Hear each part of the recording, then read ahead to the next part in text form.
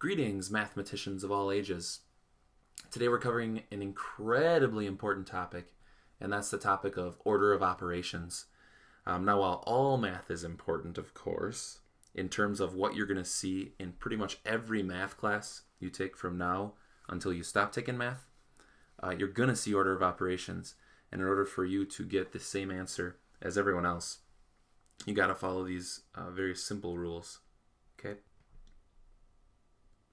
And to start this, what I'm going to do is I'm going to write down a problem. I want you to pause the video after I write it down.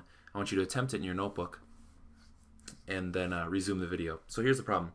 We're going to do 2 plus 5 times 7. So pause the video, give it a shot, and then resume it again. So we probably got two different answers for this. Some people probably just did it left to right, which means you would do 2 plus 5, which is 7. And then once you do 7 times 7, you get 49. It's how I would expect a lot of people to do it, actually.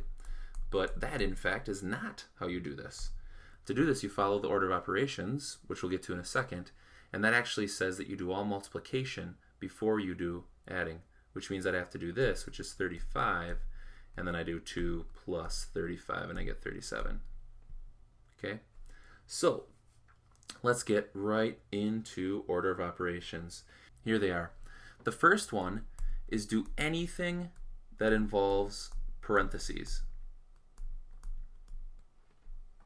So if you have any parentheses in a problem, you have to resolve that before you move to anything else. Second is multiplication and division left to right.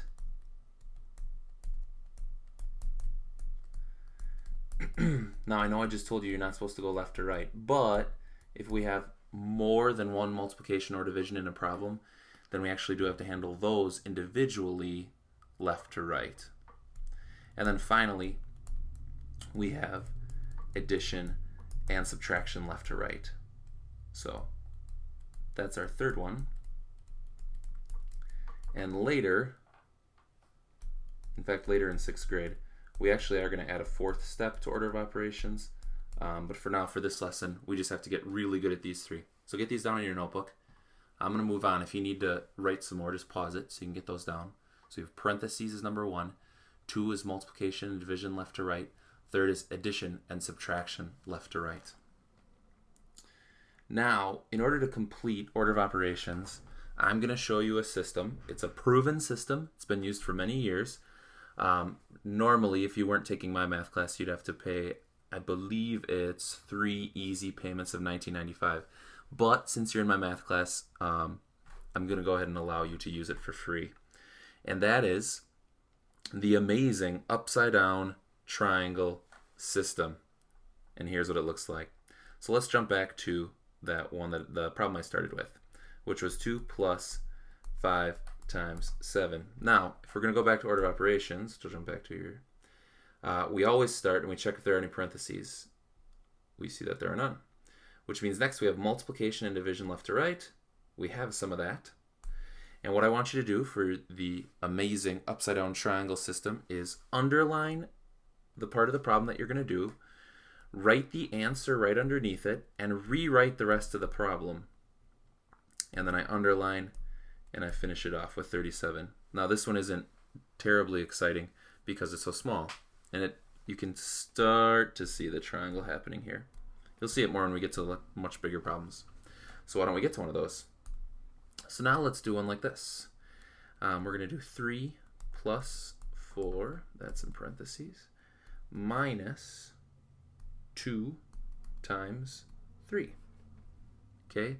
Now, normally, if we didn't have parentheses, of course, we'd start with the multiplication since we have addition and subtraction as well. But since I have parentheses, order of operations says that has to happen first. So, using the system, we underline the 3 plus 4, we put the answer, and we rewrite the rest of the problem. We look for more parentheses. There are none, which means I jump to step 2, multiplication and division left to right. I do have some multiplication, so I underline that. I put my answer underneath it. I rewrite the rest. All that I had left is 7 minus 6, I underline that. I put my answer. You can see our triangles are getting bigger and awesomer. All right, let's try another.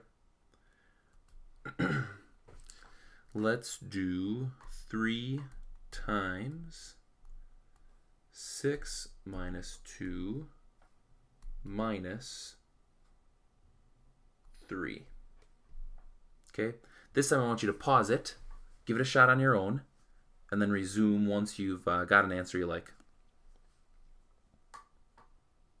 All right, let's see how you did. Looking around, I see some parentheses, so I got to do those first. I write the answer and I rewrite the rest around it.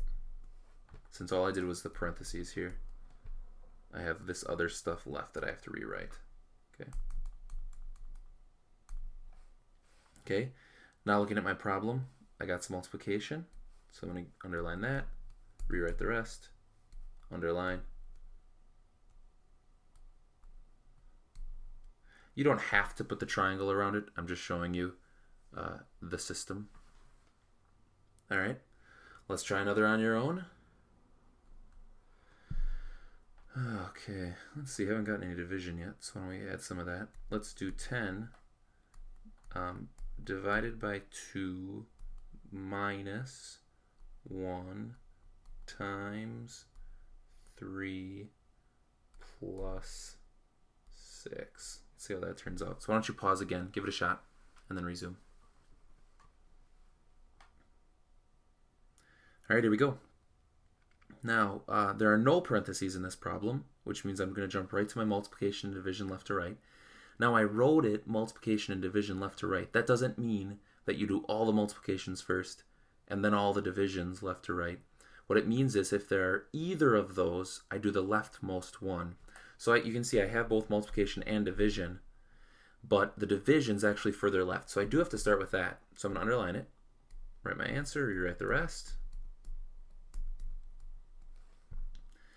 Now, it's at this point I usually have people kind of just start to speed through because they've done lots of triangles at this point, and they think they got it, and all of a sudden they just underline the 5 minus 1, they do the 4, and they rewrite the rest. But then, when they have the wrong answer, they realize that they shouldn't speed ahead and pay careful attention to order of operations. And next, I have to do multiplication, because if I have a subtraction, multiplication, and an addition, I'm actually still in step 2, which is multiplication and division left to right. So I underline it, rewrite the rest. Right? And now, just as I was saying about multiplication and division, just like you don't do all the multiplications and then all the divisions, the same is the case with addition and subtraction. I don't do all the additions and then all the subtractions. They're on an equal playing field. So since I have a subtraction and an addition left, the subtraction is further left, so I got to do that one first and rewrite the rest, and then that's all I have left. Okay?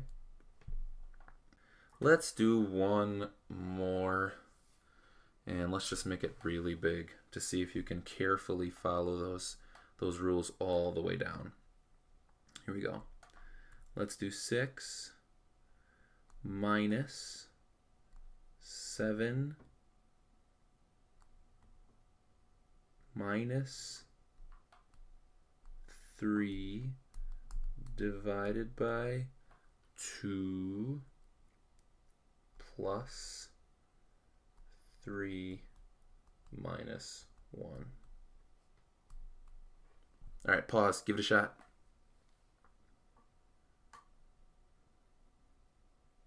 All right, so more involved here. Right away, those parentheses should put up a flag, send up a flag. I got to do those. And parentheses, I can do left to right. So I'm going to do this set of parentheses first, and rewrite the rest. Put my answer underneath it there. Still have parentheses left, so I'm going to do that.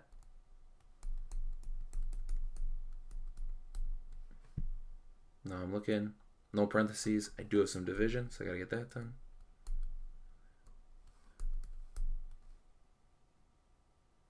Next will be the subtraction, running out of room. And last that, see if I can squish it in there. Got it. Nice and small. All right. So another perfectly good triangle, upside down triangle, if you will. And as long as we follow this system carefully, order of operations, should be very straightforward. They're going to be incredibly useful, incredibly important in every math class from now on. All right, see you next time.